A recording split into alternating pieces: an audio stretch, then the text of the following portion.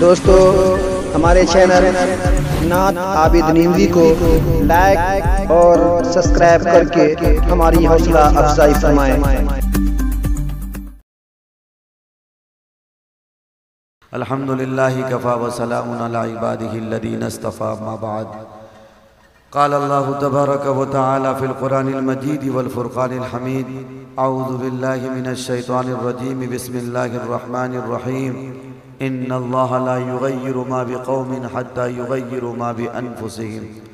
وقال اللہ تبارک و تعالی کنتم خیر امہ اخرجت للناس تأمرون بالمعروف وتنہون عن المنکر وتؤمنون باللہ۔ وقال النبی صلی اللہ علیہ وسلم کلکم راع وکلکم مسئول عن رعیتہ، صدق اللہ العظیم۔ خدا نے آج تک اس قوم کی حالت نہیں بدلی، خدا نے آج تک اس قوم کی حالت نہیں بدلی، نہ ہو جس کو خیال خود اپنی حالت بدلنے کا۔ بزرگوں ساتھیوں، آپ نے کئی تقاریر سماعت کری ہیں، مجھ سے قبل بڑی شخصیت ہمارے بڑے ہیں حضرت مولانا مفتی شکیل صاحب، جن کا انداز ہی ہنسانے کا ہے، لیکن ہنسانے کے ساتھ ساتھ وہ اتنا بڑا اور اتنا کچھ کہہ گئے آپ سے، بس آپ اس پہ عمل کر لیں، انشاءاللہ آپ کی زندگی سنور جائے گی۔ مبارک عمل نکاح کا ہوا۔ میں نے آپ کے سامنے قرآن کریم کی ایک آیت پڑھی ہے۔ اللہ تعالیٰ قرآن کریم میں کہتا ہے کہ انسان جب تک خود اپنی حالت بدلنے کا عزم نہ کر لے، ارادہ نہ کر لے، اللہ کہتا ہے میں بھی اسے نہیں بدلتا۔ آج ہر انسان یہی کہتا نظر آتا ہے کہ اللہ کی مدد کب آئے گی، اللہ کی نصرت کب آئے گی۔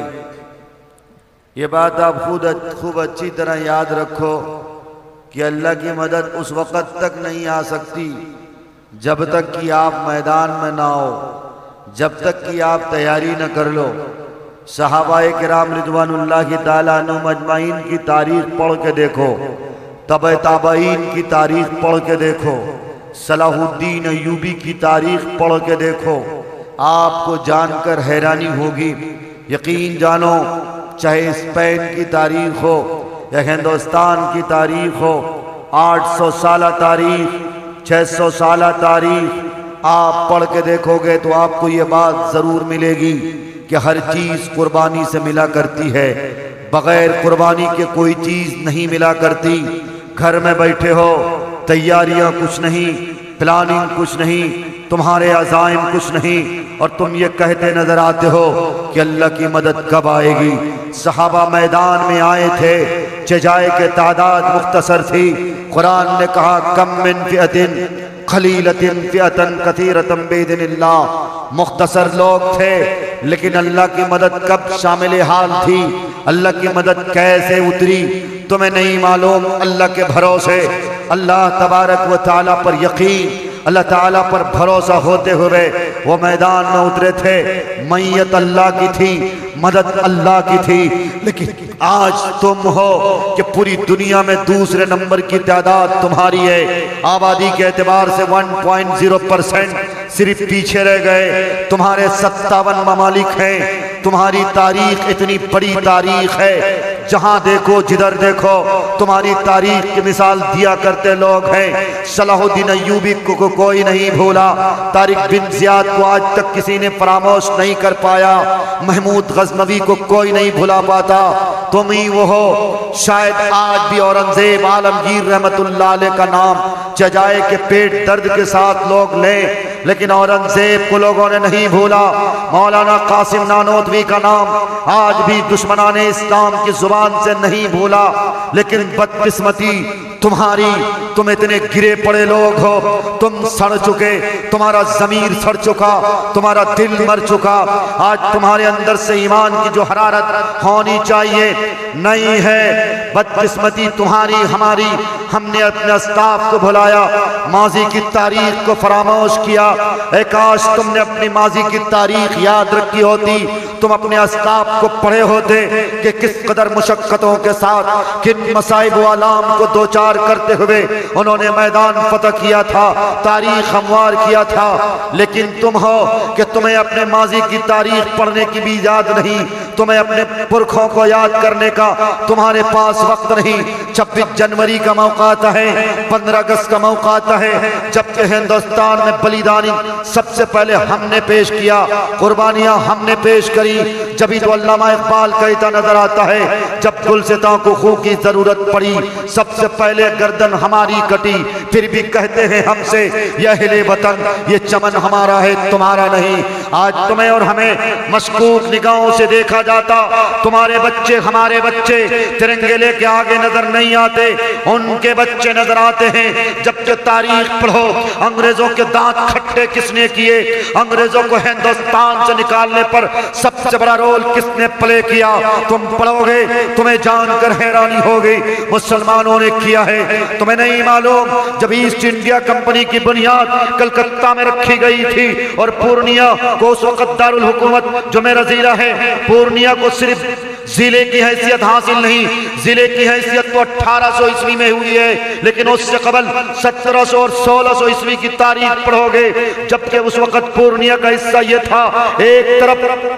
جو کوسی کا علاقہ، ایک طرف کوسی کا علاقہ یعنی سپول ضلع کی جو سرحد ہے وہاں تک پورنیہ ہوتا تھا، اور ایک طرف مرشد آباد کا سرحد ہوا کرتا تھا وہاں تک پورنیہ کا علاقہ، اور ایک طرف بھاگلپور اور مونگیر کا علاقہ، یہ پورا پورنیہ کا علاقہ ہوتا تھا، جو کہ سراج الدولہ کی حکومت تھی، اور سراج الدولہ نے یہ بات کہہ رکھی تھی ہم انگریزوں کے سامنے جھک نہیں سکتے، ججائے کہ لوگ جوک در جوک انگریزوں کی غلامی میں آ رہے تھے۔ آج انگریزوں کی پلاننگ کے مطابق شاید بہت سارے کام ہو رہے، لیکن ہماری نوجوانوں کو بالکل اس کے بارے میں کوئی خبر نہیں۔ انگریزوں نے چائے فری کر رکھی تھی نوجوان لڑکوں کے لیے اور لوگوں کے لیے، چائے کی سروس بالکل فری کر رکھی تھی۔ جب لوگوں کو چائے کی عادت ہونے لگی، جب اس نے تھوڑے بہت ٹیکس شروع کر دیے، جب پوری طرح سے مرنے جینے کی قسمیں ہو گئی کہ اب چائے کے بغیر گزارا نہیں، جب جا کے چائے پر پورے ٹیکس لاگو کر دیے گئے۔ اسی طرح سے ہندوستان میں تم نے دیکھا ہوگا 2017 میں جیو لنچ ہوتا ہے، اس وقت جیو کی سروس کیسی تھی، جیو اسی طرح فری کیے گئے۔ خود میں اس ٹائم ندوہ میں افتتاح کر رہا تھا، مفتی عتیق صاحب میرے استاد ہیں، ہم لوگ چھپ چھپ کے حضرت گنج اور ڈالی گنج سے قریب ہیں جیو استعمال کرنے جاتے تھے، اس لیے کہ اس وقت اتنے فاسٹ یہ نیٹ یوز کرانا کسی اور نیٹ ورک کے بس میں نہیں، پر سیکنڈ 2 MB یوز کرتے تھے۔ بڑا اچھا لگتا تھا کہ شاید امریکہ کا جو طریقہ تھا، جو کلچرل ہے، جو سوسائٹی ہے، ہم ہندوستان میں دیکھنے کو ملے گا، لیکن یقین جانو جیو نے کچھ دنوں تک فری سروس رکھی، پھر تھوڑے بہت ٹیکس رکھے۔ جب دیکھا کہ نوجوانوں کو لت لگ گئی، نوجوان انٹرنیٹ کے بغیر نہیں رکھ سکتے، نہیں رہ سکتے، منٹوں میں سیکنڈوں میں وہ واٹس ایپ کے اسٹیٹس چیک کرتا ہے، وہ فیس بک کی پیج پوسٹ چیک کرتا ہے۔ جب اس نے پھر اچھی طرح سے اس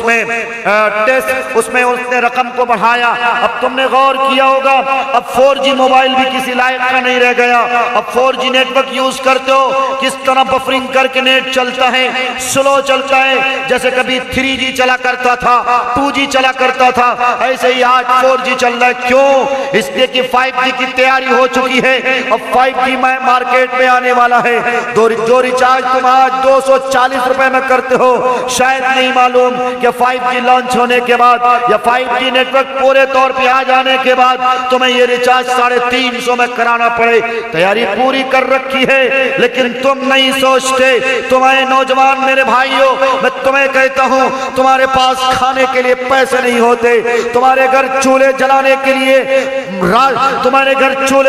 کے لیے لکڑیاں نہیں ہوتی، راشن نہیں ہوتے کھانے کے لیے، لیکن تمہیں موبائل خریدنے کے لیے 10,000 روپے، 8,000 روپے، 12,000 روپے کہاں سے آ جاتے؟ جیو کا ریچارج کرانے کے لیے 240 روپے کہاں سے آ جاتے؟ مدرسے میں 10 روپے چندے دینے کے لیے تمہاری نانی مر جاتی ہے، تمہارے گھر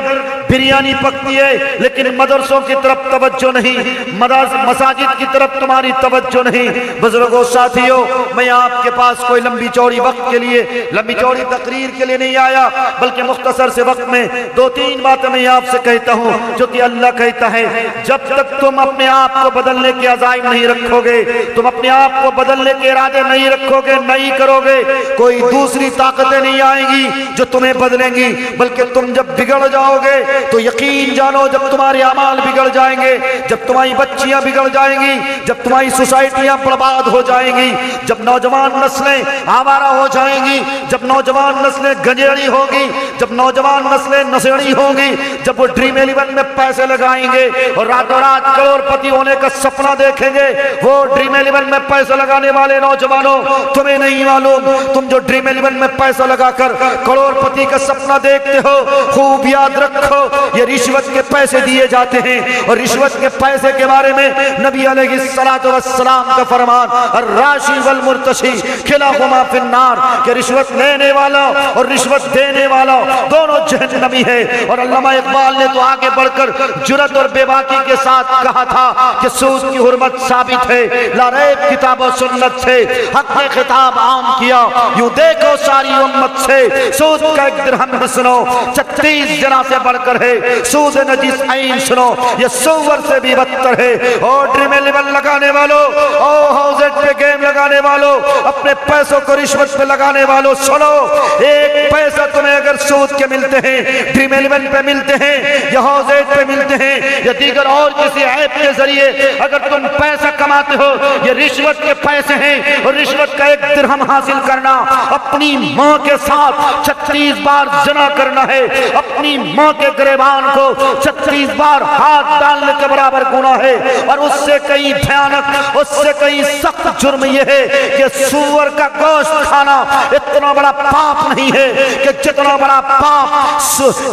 پاپ ڈریم 11 کھیل کر اپنے پیسے کو برباد کرنا یا پیسے اکٹھا کرنا ہے۔ اب فیصلہ تمہیں کرنا ہے نوجوانوں، تم مسجد کے محراب میں بیٹھ کر، چٹائی میں بیٹھ کر ڈریم 11 لگاتے ہو، ہاؤزٹ گیم کھیلتے ہو، تمہیں کرکٹ نے بندر بنا دیا ہے۔ رمضان کا مبارک مہینہ اس لیے آیا تھا کہ رمضان کی رحمتوں سے مالا مال ہو کر تم اپنی مغفرت کرا سکو، تم اپنے بچوں کے، تم اپنے والدین کے، تم اپنے نانا نانی اور دادی کے ایصال ثواب کرا سکو، لیکن بدقسمتی تمہاری تھی، میچ لگتا تھا، چاہے کسی کے میچ ہو، میچ دیکھنے میں تم نے وقت کو صرف کیا ہے، برباد کیا ہے۔ تم کیسے ترقی کی امید رکھتے ہو، تم کیسے مدد کی امید رکھتے ہو، تم کیسے اللہ سے مدد کی امید رکھتے ہو؟ تم کہتے ہو ہماری موب لنچنگ ہو جاتی، تم کہتے ہو تمہاری بچیوں کا دھرم پریورتن ہو جاتا، کیوں نہیں ہوں گے؟ کیا تیاری ہے تمہارے پاس؟ تمہارے بچے نشیڑی ہیں،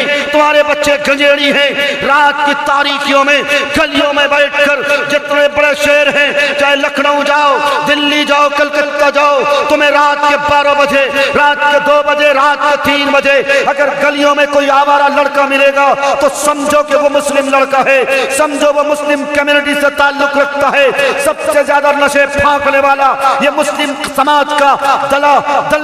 دلے سماج کے لڑکے، یہ مسلم قوم کے لڑکے ہیں۔ پھر یہ کہتے ہیں اللہ کی طرف سے مدد نہیں آتی ہے، اللہ کی طرف سے نصرت نہیں آتی ہے۔ ایسے نصرت آئے گی اللہ کی طرف سے، ایسے مدد آئے گی اللہ کی طرف سے۔ ارے صحابہ کے ٹکڑے ٹکڑے کرا دیے، صحابہ کے ٹکڑے ٹکڑے ہو گئے، انہوں نے بلیدان دیے ہیں، انہوں نے قربانیاں پیش کری ہیں، تمہارے پرکھوں نے قربانیاں پیش کری ہیں۔ قاسم نانوتوی رحمت اللہ علیہ کو، عبید اللہ سندھی کو، مجاہد الاسلام کو پڑھو، تمہیں پتا چلے گا کن کن قربانیوں سے انہیں دو چار ہونا پڑا ہے، کن کن مصائب سے انہیں دو چار ہونا پڑا ہے۔ اور تم گھر میں بیٹھ کر موبائل دیکھ کر، نوجوان لڑکیوں کو موبائل دے کر پھر سمجھتے ہو نوجوان لڑکیوں کو آوارہ کر کے تم نے اتنا گندا لباس پہنایا ہے، اور ان کے ہاتھ میں موبائل دے کر تم نے یہ سمجھ رکھا ہے کہ میری بچی کالج جاتی ہے، میری بچی اسکول جاتی ہے، اسکوٹی بھی دے دیا، اپنی لڑکیوں کے ہاتھ میں موبائل بھی دے دیا، پھر تم سمجھتے ہو کہ ہماری بچیاں